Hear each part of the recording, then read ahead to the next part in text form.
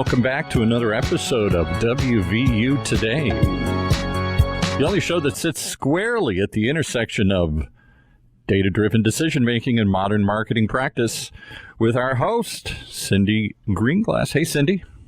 Hey, how you doing, Paul? Okay, I don't know what happened to the music there. Cut off quickly on me here. We want to quickly get into the show, I guess. How's your summer been? My summer's going good, but it's a little overcast here in sunny Southern California. We're down. We're drooping today here. We're hoping it's just haze that'll burn off here.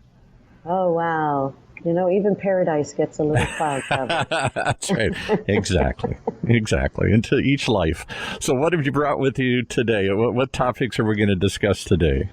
Well, today we have as our guest Bill Jones, and Bill is one of our adjunct professors at WVU in the IMC program.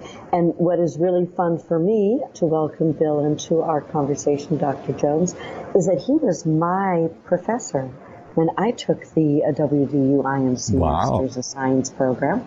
He did teach me B2B marketing, and so it's really fun to have him as our guest today and to be able to hear and share with the rest of our listening audience his insight. I'd like to welcome in Professor Jones.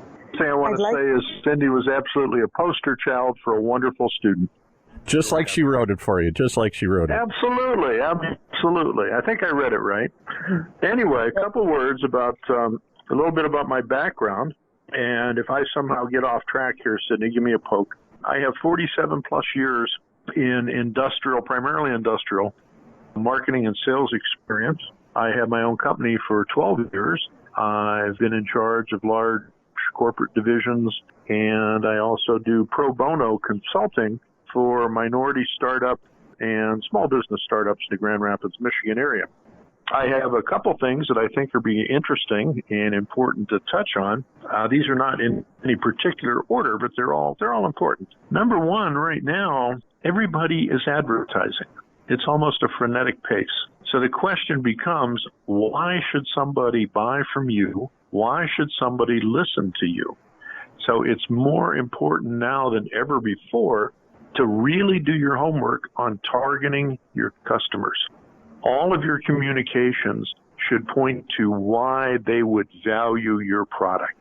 And it's not just telling them why they're going to value your product. You want to demonstrate. You want to talk about case studies where people improved, where people saved. And if you can name names. Everybody is making noise out there, and you have to cut through the clutter. Now, something else to keep in mind, business-to-business marketing is not that totally different from consumer marketing.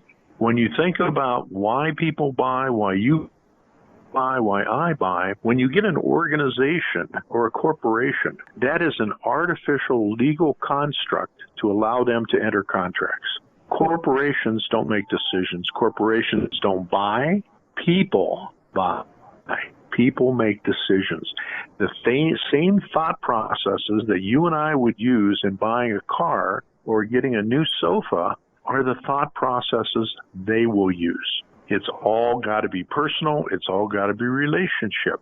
Now, when you're targeting, if you wanted to, come up with a new marvelous design for a medal. Let's say you have a medal.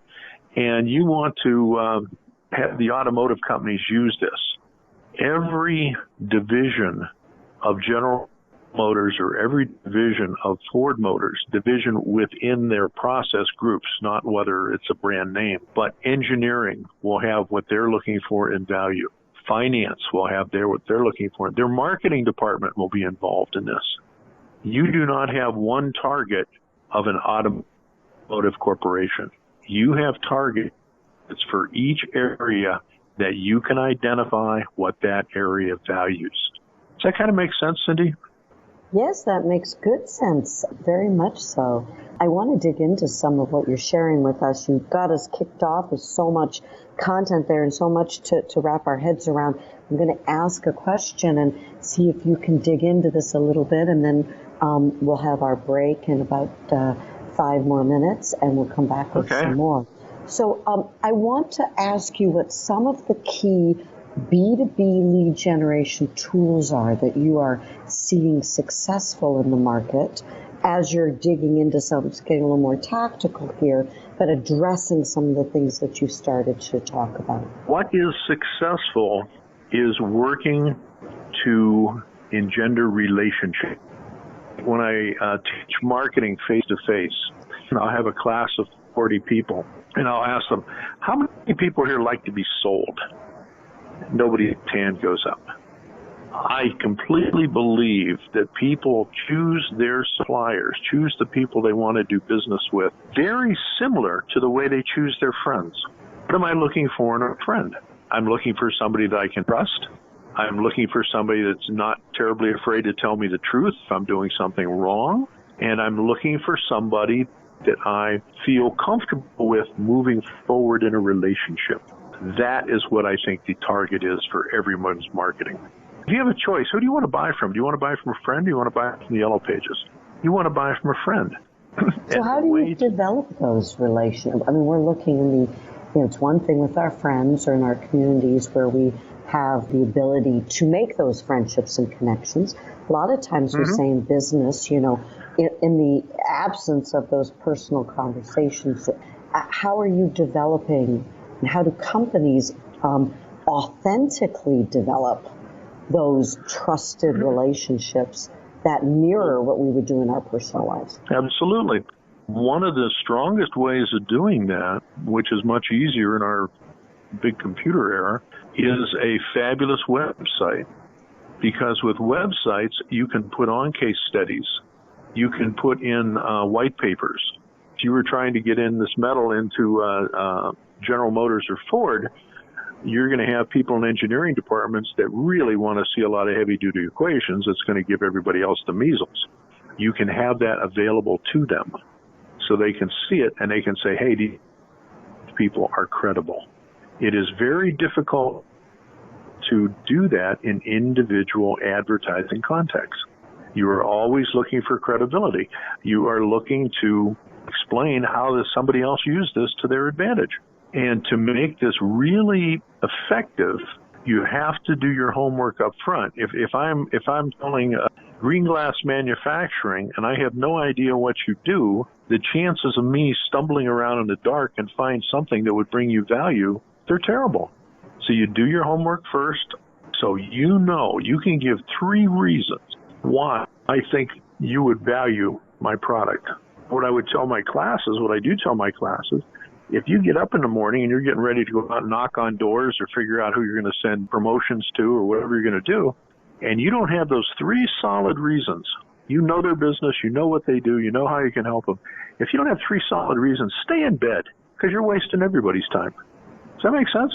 It's your core business proposition. It's the elevator pitch. It's, yes, understanding and knowing what it is that makes your business differentiating. And so let's say we know what they are. I know Greenglass Manufacturing. We've got outstanding customer service. We've got flexibility and scalability. And we have tremendous logos and referenceable clients. So let's just say those are my 3 great differential. Where do I go to tell my prospects in B2B these days? You can use the things that we've already paid our taxes to support.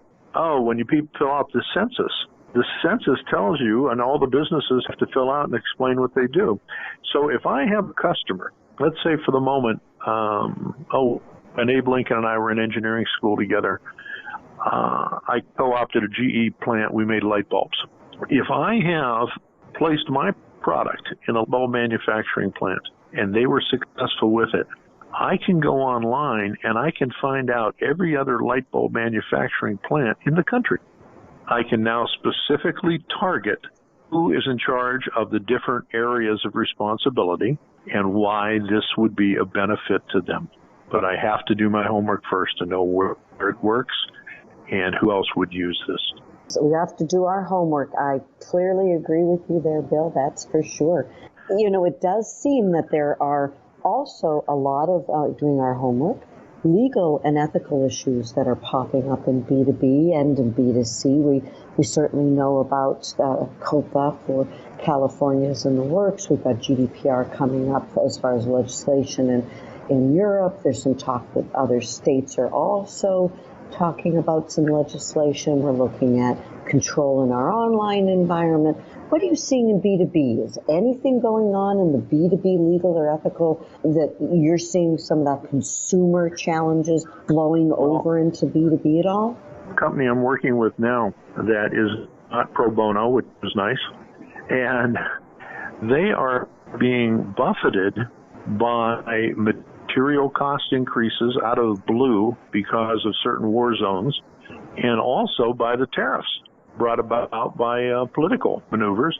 So the question becomes, it is not possible for companies to just absorb those, but do your customers, in an open and transparent relationship, do they know how you will respond? And it's not like, Cyndi, I'm sorry, but we have to raise your price 65%. How's the weather there? Okay? There you exactly. go. Well, thank you, Bill. We're going to take a quick break. So, Paul, introduce you all back to WVU.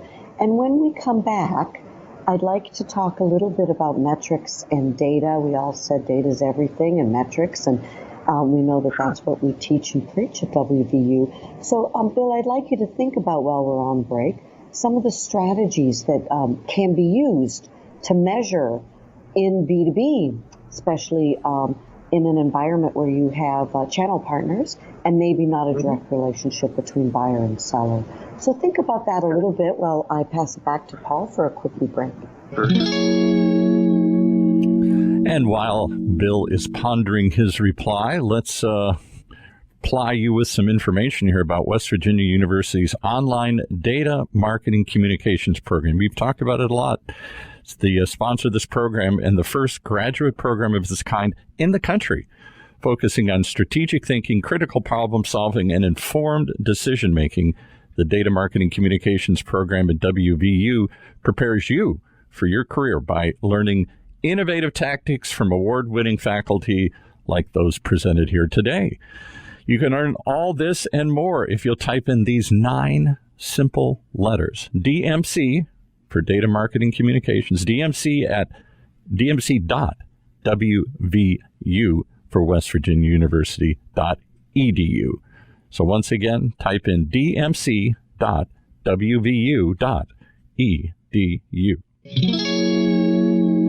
And with that, we bring you back to Cyndi and her guest. Well, Paul, you're getting better at this. I finally figured it out. It's just 9 letters. I don't know why I stumble it every week. 3 plus 3 plus 3. DMC plus WVU plus EDU. And you're there. And you're there. Well, you know, this is, I think, our 38th or 39th program together. But you brought up, since we're going to start talking a little bit about metrics, one of those magical things, and that's the magic of threes. And the human brain prefers odd numbers to even, which we know is in psychology. And we also know that 3 is that kind of magic, parsed out number that we can use to comprehend things. And can I throw in one other thought? I studied screenwriting for years, many years ago, and they always talked about the magic of 3s in storytelling. It's not by accident. There's 3 little pigs and 3 wishes and 3 coins in the fountain. Every movie or play has 3 acts to it. So 3 is the, good, better, best. 3 is the magic number in selling and in storytelling. That it is. And we have 3 of us on this podcast. There you go. There we are. So, Bill, let's start with one of our next 3 questions for you. Let's talk about some metrics and some data. Okay, let me hit on the 3s for a second. When you are establishing your value, and I'm contacting you and we haven't met, I will give you 3 valid, in my mind, reasons that you could use my product effectively. I don't expect that all 3 of them are going to hit, but if I give you 3, I will cover the bet that I'm going to hit on one of them. And if I get into more than 3, it's too much information in a short conversation for you to absorb. So 3 is the effective number there also. There you go. 3 is the magic. Thank you, Bill. So let's jump in. Metrics and data and B2B tracking. Let's start with metrics and measurement. Before you ever get money from corporate, they are going to want to know what they're getting back. Unless you own the company, they're going to know they want to know what they're getting back. So you have to have your goals specific. They have to be measurable. They have to be quantifiable, and there has to be a timeline. They will calculate what you're promising to return to them if it's worth giving you the money. And you have to have measurable outcomes. The guys with the eye shades and the rolled up white cuffs, and they've got bags of gold behind them, and you say, hey, we're going to work really hard on this, and we're going to improve the perception of our product. It doesn't get you money. So you have to measure things.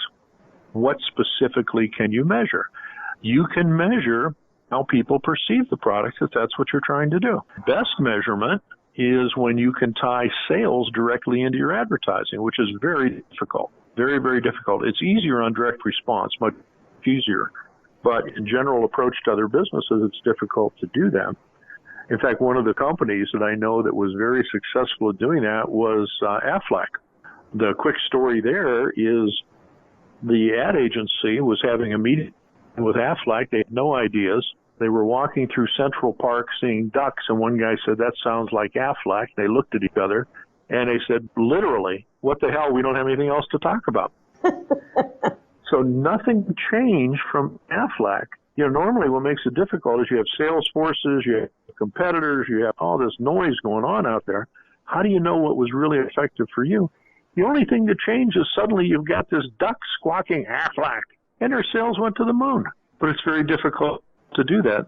So you want to try, when you're rolling things out, you want to try to know what you're going to measure, and you really want to test it in a small area first. That is very inexpensive insurance. You know, the three of us can sit here and decide we've really got this great idea and we missed something. And YouTube is full of commercials that got aired that were just absolute disasters, insulted half the world, and you know, the entire board of directors is on TV the next day apologizing. Test it. What am I going to measure? How am I going to measure it? And let's try it. Let's bring in a focus group. People will come in, and, you know, they're flattered that you're paying attention to them, and they give you great feedback. Wouldn't that have been wonderful to do before Coca-Cola rolled out New Coke? Or the DuPont came out with an artificial leather called Corfam, and it was absolutely fabulous stuff. You couldn't hurt it. You could hit it with a hammer. You couldn't hurt the shoes. So they went with the high-end distribution. The problem was the shoes never broke in. So there were millions of shoes out there, high-end dress shoes, high-end business shoes, men's and women's, that never became comfortable, and they all came back. And a short market test of who their real customers would be, amazing.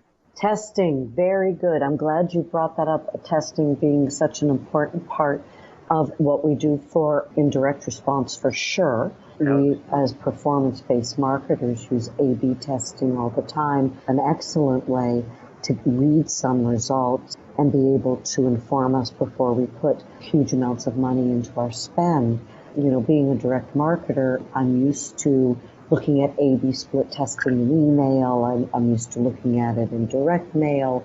We've got so many channels and media options today. You did mention some focus groups. What other ways can we test in B2B? You can test at a trade show. You know, most industries have their own industry groups. They have industry-specific magazines, which will never die, because in addition to vendors advertising, it has all the inside gossip of the industry.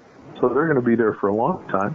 When you have a trade show, if it's absolutely enormous like the plastics industry, you can take over the entire McCormick Place in Chicago. What better place to ask people for their honest opinions about things?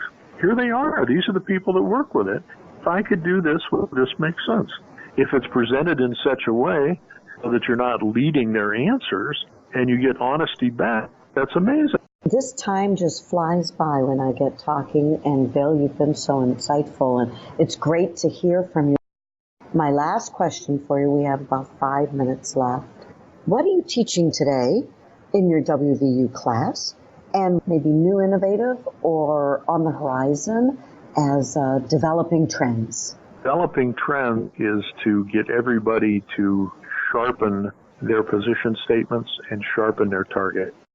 Several years ago, a pharmaceutical company in selling, they figured out that the more feet you had on the street, the more business you would get dealing with doctors. Until every third person walking into a hospital is selling pharmaceuticals.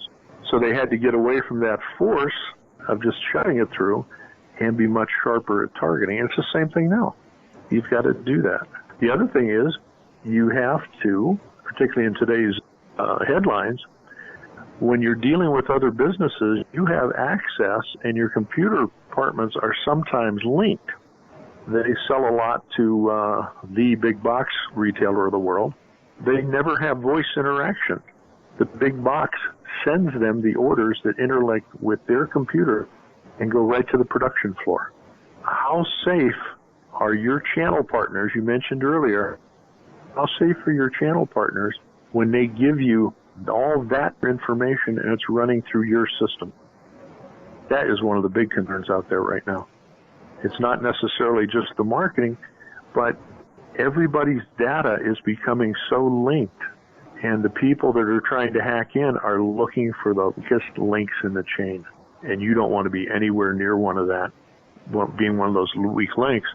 That would be a great thing to promote on your website. Also, just a buy statement on one of the podcasts. If I'm presenting for this manufacturer in the channel, I say, by the way, this is what we're doing to protect everybody's data. Just a comfort statement. Yeah. Your product is not just the physical product. It's the brand, it's the reputation, and it's what I'm doing to protect the people I'm in a relationship with. You got it. Well, I appreciate, Bill, the time you spent on our podcast today and sharing with us your B2B insights. You are part of our West Virginia University brand, and we appreciate you being our instructor and part of the program. Hope you enjoy the lazy days of August and the rest of your summer, and we'll be back at you next week.